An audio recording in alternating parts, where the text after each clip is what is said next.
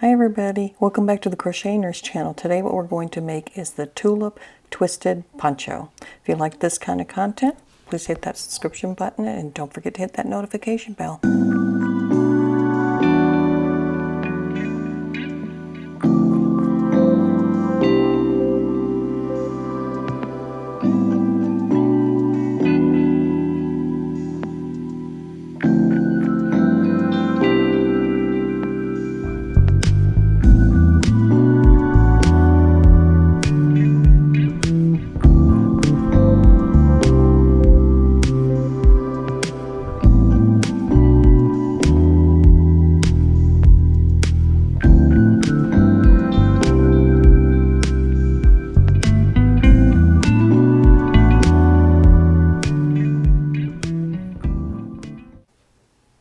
I am calling this the Tulip Twisted Poncho because of the tulips that adorn both of the sleeves.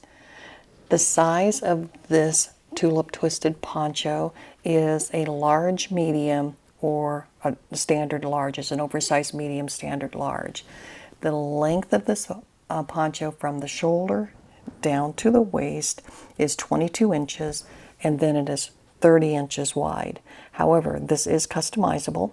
And so once we get to making the two panels, the body of the poncho can be, the rows can be reduced for somebody who's smaller, or you can add extra rows for somebody who's a little bit larger. What I use to make this poncho is Yarn Bee Marvelous in the lilac color. These are 3.5 ounce balls and 216 yards in each ball. For this, I used 5 full balls, and this is what I have left over from the 6th ball. So definitely going to need 6 balls for an oversized medium to a large. So that's what I was using there. Also, I used a 5.5 millimeter hook. You will also need a darning needle, a nice grouping of stitch markers,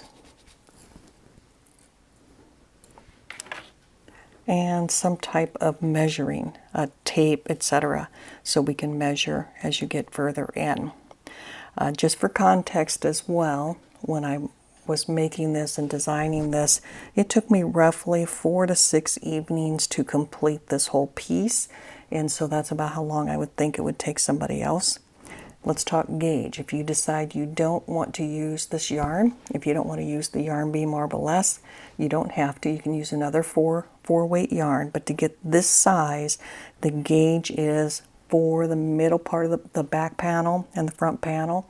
The middle part here, it's 13 stitches times 6 rows. So grab your supplies and let's get to making it. You will be creating 2 panels. This is actually the back panel, and you can see the tulips are facing up on both edges of that. That is the back panel. And on the front panel is going to be bigger than the back panel because we're going to twist it. I'll show you that in a second. So they have the tulips up on this side, and they're going to be facing down on the other end. So one side's going to be up and the other side is going to be down. And the reason for that is we're going to put them together. There, as I'm laying this down, wrong side down. And when I put the front panel on it, I have that up, and you can see that. And on the other end, it's down, but we're going to, let me move over so you can see, we're actually going to twist it like that. And so that way, both sides will be up. All right, let's begin. Create a slip knot on your hook, and then you're going to want to chain a length of 76. And then once you have your 76 chains on your hook, you're going to want to single crochet in the second chain from the hook and all the way down to the rest of the chain.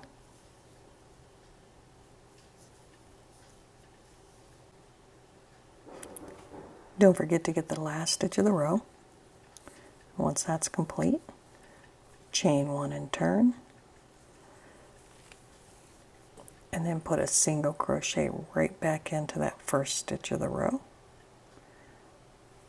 and then single crochet all the way down the chain. You'll still have a count of 75. I'm going to put the single crochet in the last stitch of the row, and that takes care of row 2 of our 4-row repeater. We're going to start on round 3, and so we are going to chain 3, and we are going to turn our work.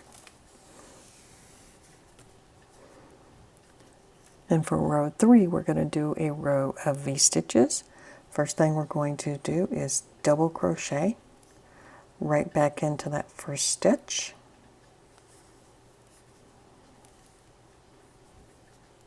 Okay. Then we're going to skip 2 stitches, and in the third stitch, we're going to double crochet, chain 2, and double crochet. Skip 2, and in the third, double crochet, chain 2, and double crochet. And that's actually going to be your pattern going across. Okay, skip 2 in the third, double crochet, chain 2, and double crochet right back into that same stitch. 1, 2, 3. And you're going to continue that all the way across to the end. When you make it to the end, you'll have 2 stitches remaining, and what you're going to do is a double crochet in that last stitch of the row, chain 1, and then another double crochet in that last stitch, and this will make the 2 ends match. And so when we started this row way over here, we did a chain 4 and then a double crochet, so we're basically making the 2 ends match. Okay, so that completes row 3. What we're going to do now is we're going to chain 3 and we're going to turn. Okay, for this row, what we're going to do is 5 double crochet together.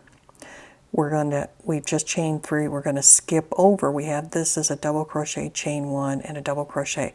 We're going to skip over the top of that, and in that first V-stitch, we're going to do our 5 double crochet together.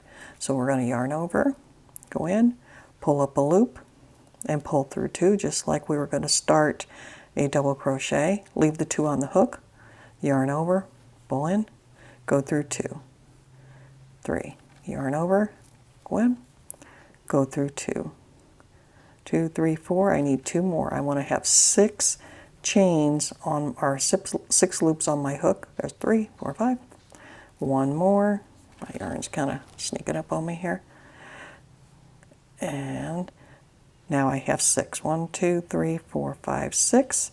I'm going to yarn over for a final time, pull through all 6, tighten it down a little bit, chain 2. And that is the process all the way across. So I'm going to immediately yarn over, and in the next V-stitch, I'm going to do the same thing. Yarn over, pull through 2, yarn over, pull through 2, and I'm going to continue to yarn over and pull through 2 until I end up having 6 loops on my hook. There's 5, and there's 6. Then I'm going to yarn over, pull through all, tighten down, chain 2, and continue. And that is what it will look like, and it'll kind of make a little puff there. All right, and that's your process all the way across this row. Alright, I've made it to the end of row 4, and I've just finished my last 5 double crochet together, and what I have left is the V-stitch at the end. So I'm actually going to put another V-stitch. So I'm going to do a double crochet, chain 1, and double crochet back into that space. Now that completes that row. Chain 1 and turn. And that actually completes the first 4 rows. And what we're going to do now is repeat. So we just chained 1 and turn. We are going to single crochet right back into that first chain 1 space. And then across, what we're going to do in each chain 2 space, we are going to put 2 single crochets. And then on top of the 5 double crochets together, we're going to put 1 single crochet. And then you're going to work that all the way across. 1 single crochet on top of the 5 double crochets together, and then 2 single crochets in between. And then when you get to the end over here, you're going to have this space here, and you're going to put 2 single crochets in this last space here. And once you finish the 2 single crochets, you're going to chain 1, and then you're going to single crochet back across, and you will have 75 in that row as well. And that will be the next 2 lines, and I'll meet you back when you're finished with that piece. Alright, I just finished row 6, and so we had our base chain and basically another row of single crochet, rows 1 and 2.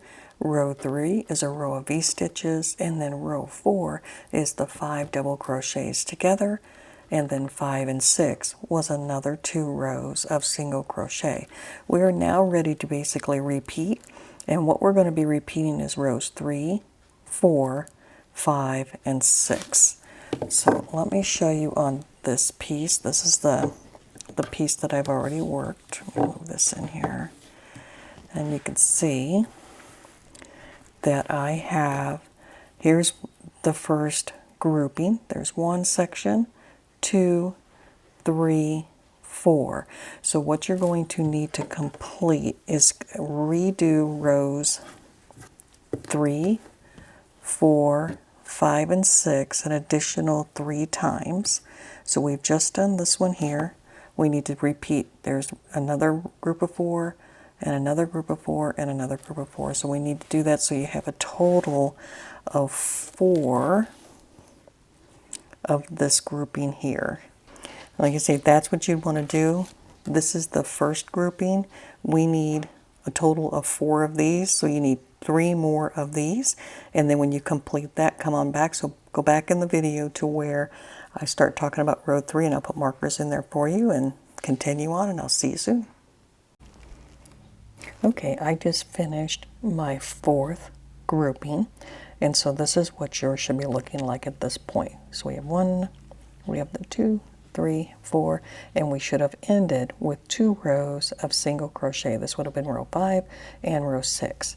This, as you remember from the beginning of the video, is the sleeve portion. And so now we are ready to work on the body. I'm going to bring out my other piece. And so, as I shared at the beginning of the video, you're making 2 pieces of this. You're going to make 2 pieces, a front panel and a back panel. The difference is going to be the body is going to be a different size because we're going to twist it at the end. So, what's going to happen here is for the next piece, and I'm going to put it up on the screen for you, if you are making the back panel, you're going to need 24 rows. And so what we're going to do is start here, get our hook back in there going. We just finished off here. We're going to chain 2. We're going to turn. And when you get to the other side, we are going to do a double crochet, but in the back loop only. So this first stitch is already accounted for with that chain 2. We're going to go into the sinket stitch. We're going to yarn over, go into the sinket stitch, but only in the back loop with that V. And after that, we're just going to treat it like a regular double crochet. So we're going to do a double crochet in the back loop only all the way across, and then when you get to the end, what you're going to do is chain 2, turn, and do the same thing. So each row is going to be back loop, double crochet, chain 2, and then continue on. The difference is going to be the number of rows. If you're doing the back panel, you're going to do 24 rows, and it's going to be the equivalent, including, because we have 7 inches already right here for the sleeve. So once you get done with the back loop double crochet, after 24 rows, you'll roughly have 23 inches in total. So that's what you want to do. If you're doing the back panel first, then you're going to want to do 24 rows of back loop. If you're doing the front panel, that one you're going to need to do 33 rows of back loop only to get the job done. So that is what we're doing here. And when you get done with your rows, come on back and we'll finish the other sleeve, the other part of the sleeve. Okay, I have finished the body section of my panel, and just like you, I have the sleeve which contains the 4 rows of tulips, and then I have my body section that has the back loop double crochets. So now we want to continue on, because now that we have the sleeve and the body, we want to create the other half of that sleeve. And you probably already have a good idea of what's going to happen here. We're just going to repeat what we've done on the other side. We are going to start essentially with kind of like with row 6. If you remember what that is, we're going to do row 6, which is going to be, we're going to do a row of single crochet, come back and do a second row of single crochet, and then we're going to do the V-stitch and then the 5 double crochets together. So starting, if you've just finished your double crochet, back loop double crochet, you're going to chain 1 and you're going to turn. You got to get all that fabric back around there. So from here, we are just going to do a single crochet all the way across. And that's going to be this row, a single crochet all the way across, and then when you get to the other end, you're going to chain 1 and you're going to come back across, and you should still have your count of 75 for this. And then when you get done with your 2 rows of single crochet, come on back and we'll talk about the V-stitch. Alright, I finished my 2 rows of single crochet, and from here what we're going to do is repeat rows 3, 4, 5, and 6 for a total of 4 times, and so it will look like the other end, because we want to make it look like the other sleeve, the other part of the sleeve. So we're going to repeat rows 3, this is row 3, which was the V-stitch, row 4, which was making the top part of the tulip, and then 5 and 6 were 2 rows of single crochet. So we have this grouping, second grouping, a third grouping, and then the 4th grouping. And that is your next process. Remember, this, whether it's your first panel or your second, these are treated the same way. Like I shared before, the only parts that are different is the body, which you should have taken care of. 24 if you were doing the back panel, 33 for the front panel, because remember, we're going to twist it at the end. So you want to be mindful too. Let me take this out for a second. Here. So this, let me pull this one over here. This is my back panel. So you can see this is the wrong side because the baubles are the tulips are down. This is the right side, the tulips are up. And on both pieces of this end, the tulips are up here and the tulips are up at the other end as well. So for your back panel, the tulips will be up on both sides. Your front panel, it's going to be reversed because we have to flip it over. But I already showed you that earlier too, so. All right, y'all. So good luck, continue on with that. Again, do your 4 rows to make it look like the other side. Continue on with your V-stitches and then your 5 double crochet together and then 2 rows of single crochet. Do 4 of those and then come on back and we'll put it all together. Okay, welcome back. We are ready to put our 2 panels together. For this section, what you'll need is some stitch markers, a pair of scissors, and if you're going to use fabric glue, now would be the time. And then also some type of measuring device, either that or a ruler. So I have my back panel laying down here. And so what I have already done, I've already weaved in my ends, and this would be the time if you wanted to use the fabric fusion glue. This would be the time. I like this, and this is actually the clear version of it.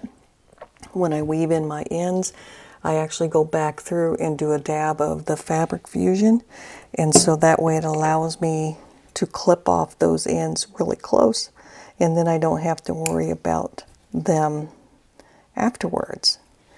And I got that fabric fusion over there at Walmart for like a couple bucks. But I find I like it quite a bit. Okay. So now you got your stitch markers and everything ready. I'll go back and I'll clip those off afterwards. Anyway, so let's move on. So I have my back panel down and I have, this is the right side, which is going to be the tulips upright. I have the right side facing down. All right. Now you want to take your front panel, which is going to be bigger than your back panel. Let me get those out of the way.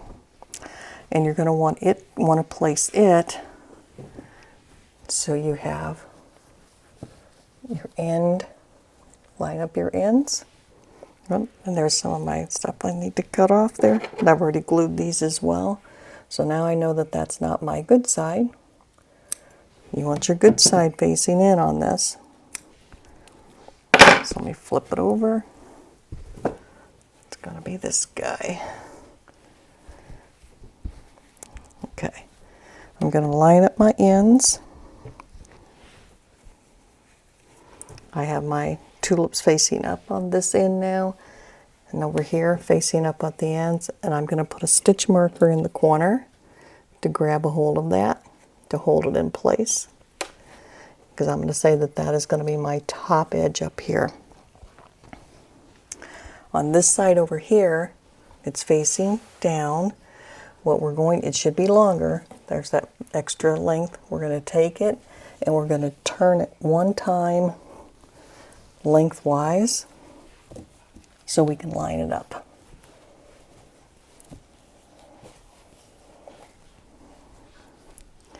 And now it should look something like that.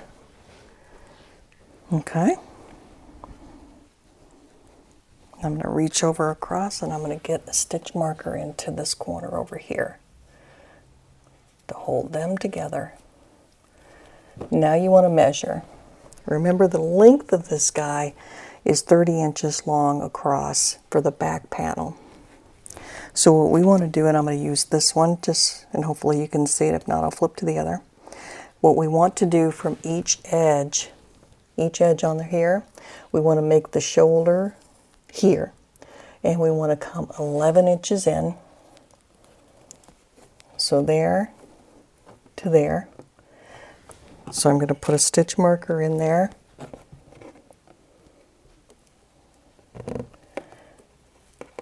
And then on the other side, I want to come 11 inches in as well to here,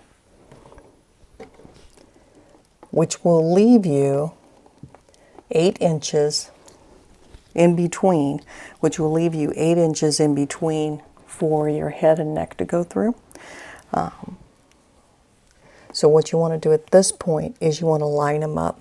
You want to go back through, make sure your rows are lined up. And that's what I'm doing here. And it's going in right there. And I'll reach over there and do the same thing on that side. And that is where I'm going to seam here. and I'm going to seam here, and this is going to be my shoulder, and in here is going to be my neck line. That's going to be for the top of the shoulder, and you can use a mattress stitch or you can use a slip stitch, whichever you prefer. Now for the arms here, we put a stitch marker on the edge. We're also going to go down 11 inches over here as well. Let me move this over. So I'm going to go down 11, and you can do less. If you want to do, if you want it to be a tighter fit, you could certainly do less. But I'm going to go down 11, line up my stitches, and I'm going to do 11 down here like that. And of course I'm going to go back through and make sure these are perfect before I start stitching it up, but I just want to give you the inches. So that gives me an 11-inch armhole right here, and that means I'm going to stitch the bottom of this up here. Make sure you can see. So the armhole is going to be 11 inches, and then the rest of this will be stitched up down to the bottom. I'm going to do the same thing on the other side. So 11 inches, 11 inches, line that up.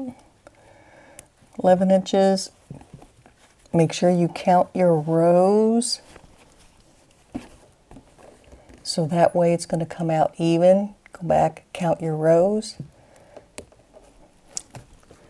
and then use either a mattress stitch or a slip stitch, whichever you prefer. So listen, I did a yarn review on the Marblesque, and if you're interested in seeing that, the video is up on the screen right now for you to take a look at that. And that's something that maybe you can take a peek at that while you're stitching up your edges. All right, y'all, have a fantastic day.